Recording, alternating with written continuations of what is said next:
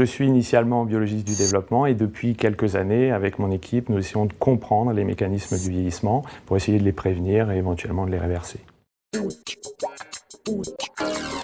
En 2007, une équipe japonaise a contribué à faire tomber un dogme de la biologie.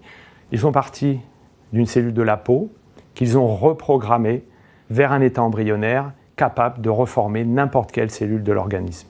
Ces expériences ont été effectuées sur des cellules prélevées chez des individus plutôt jeunes et tout un ensemble de travaux ont démontré qu'il était impossible d'effectuer cette reprogrammation sur des cellules sénescentes qui sont des cellules qui sont arrivées à un état ultime du vieillissement.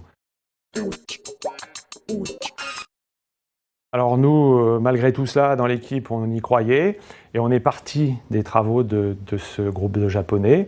On a essayé de rechercher ce qui pouvait manquer pour permettre de dépasser cet état sénescent et vieillissant. Et finalement, on a réussi à définir un cocktail qui permet de fabriquer des cellules embryonnaires à partir de nos cellules sénescentes et même à partir de cellules de patients centenaires. Donc c'est la première fois qu'on a pu en quelque sorte faire remonter le temps à une cellule, arriver dans un stade aussi ultime du vieillissement et la conduire vers un état embryonnaire qui présente toutes les caractéristiques d'une cellule rajeunie.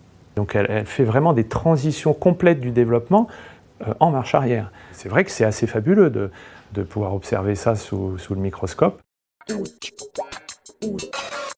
Probablement cette recherche pourrait avoir deux débouchés importants.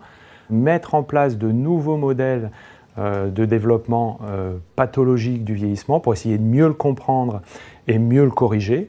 Dans un deuxième temps, c'est probablement la médecine régénératrice qui pourrait bénéficier de cette découverte. On peut imaginer de prélever une cellule d'un patient âgé atteint d'une pathologie du vieillissement, la reprogrammer en la rajeunissant et l'utiliser ensuite pour corriger cette pathologie.